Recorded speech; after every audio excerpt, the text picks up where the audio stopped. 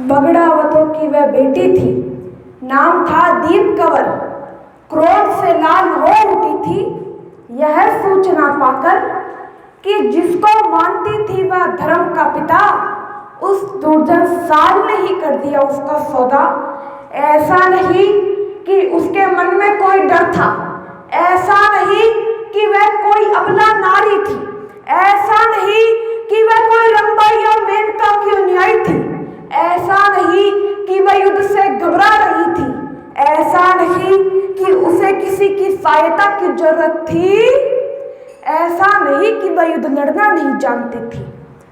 बस उसे केवल एक ही बात का दुख था। दुख इस बात का नहीं कि 2000 साल अब शत्रु बन चुका था, दुख इस बात का नहीं कि धर्म का पिता सगे पिता का काल बन चुका था, दुख इस बात का नहीं कि वह सैनिक शक्ति में कमजोर थे, दुख इस बात का नहीं कि अब उसे लड़ना होगा। अरे योद्धा ऐसे ही लड़ा करते हैं, पर इस तरह राजनीति की विषाद पर बेटियों का सौदा नहीं करा करते हैं। दुख इस बात का था कि जिसको उसने पिता का सम्मान दिया, उसी ने उस रिश्ते का अपमान किया। बात सतीत्व की थी तो वो फूल वैसे ही चिंगारी बन जाती, पर इस दुख की आग ने उसे आग का गोला बना दिया, एक सामान्य सी नारी को रणचंडी का रूप दिया। यह सनातन सत्य है कि जो नारी रंबा या मेनका की अनुयायी होती है वह बड़े से बड़ा अपमान सहन कर लेती है, पर जो नारी सती सावित्री की अनुयायी होती है वह ऐसे अपमानों पर दुर्गा का रूप धर लेती है। उधर तलावत खान ने दुर्जन साल को आदेश दिया कि जो समझौता हुआ है उसका पालन करो, बगड़ावती मान को मेरे सन्मुख पेश करो, मैं दीप कंवर को अपने साथ ले जाऊंगा, बगड़ावती मान को अपनी बेगम बनाऊंगा।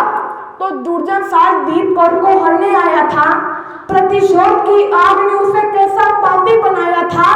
उसने सोचा आसानी से दीप कंवर को हर लाऊंगा और वादे के अनुसार तलावत खान को सौंप दूंगा, पर वह यह नहीं जानता था कि उसे भवानी आगे इस रूप में मिलेगी, सतीत्व की रक्षा के लिए मृत्यु को तैयार मिलेगी।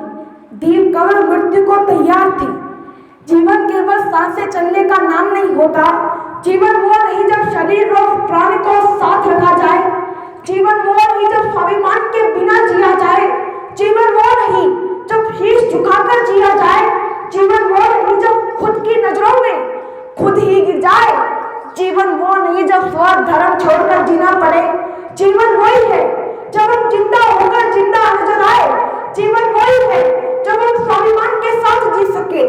अरे ऐसे जीवन के लिए तो योद्धा अपनी तलवार उठाते हैं, या तो शत्रु की गर्दन काटते हैं, या तो खुद की कटवाले देते हैं। अरे आज दीप कंवर ने वो रूप धरा है कि उसमें से आग भी जल जाए। अरे एक बार रणचंडी भी देख ले तो वह भी डर जाए। आज दीप कंवर जलती हुई आग का गोला बन चुकी थी और लड़ मरने के लिए युद्ध भूमि में अकेले उतर चुकी थी, युद्ध के मैदान में रणभेरी बज चुकी थी और वह भूखी सीनी सी अकेले टूट पड़ी थी। एक से बढ़कर एक योद्धा उसके सामने आ रहे थे, पर उसके सामने कोई टिक नहीं पा रहे थे। उसके सामने आना उनकी योद्धाई थी और दीप कंवर ने सबकी गर्दन उड़ाई थी। जब तलवार उसकी चलती तो शत्रु के साथ छिन-भिन्न हो रहे थे, जब तलवार उसकी चलती तो एक साथ कई तलवार से टकराती और टंकारे करती, जब तलवार उसकी चलती तो युद्ध तो बिजली से चमकती, जब तलवार उसकी चलती तो ऐसा लग रहा था कि आज शत्रु की मौत उतर आई है। अरे आज दीप कंवर नहीं कुछ भवानी आई है।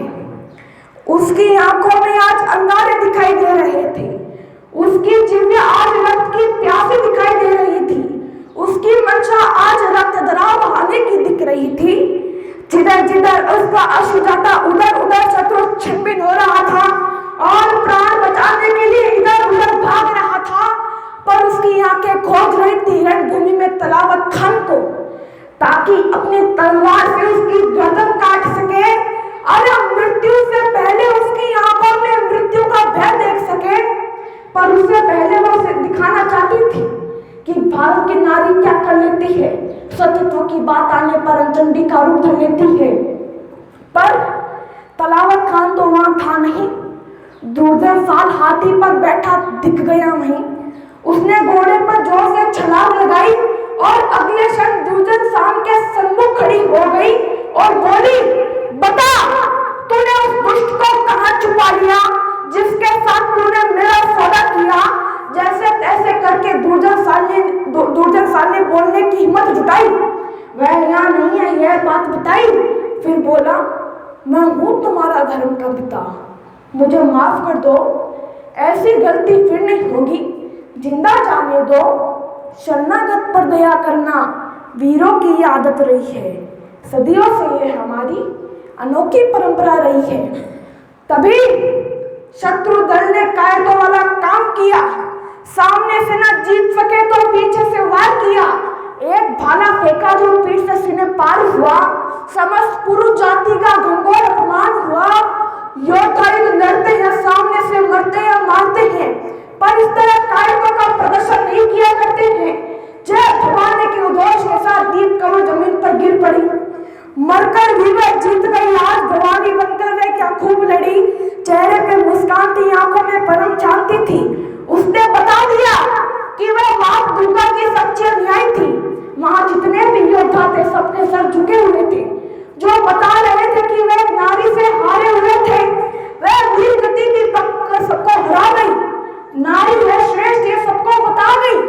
वह बता गई कि वह सती सावित्री की न्याय थी और इतिहास का सती सावित्री के ही लिखे जाते हैं, रंबा या मेनका के नहीं लिखे जाते हैं। उसने बता दिया कि नारी को क्यों शक्ति का रूप माना जाता है और इतिहास में सदा अमर नाम वही कर पाती है जो कृत्य मां दीप कवच जैसे कर जाती है।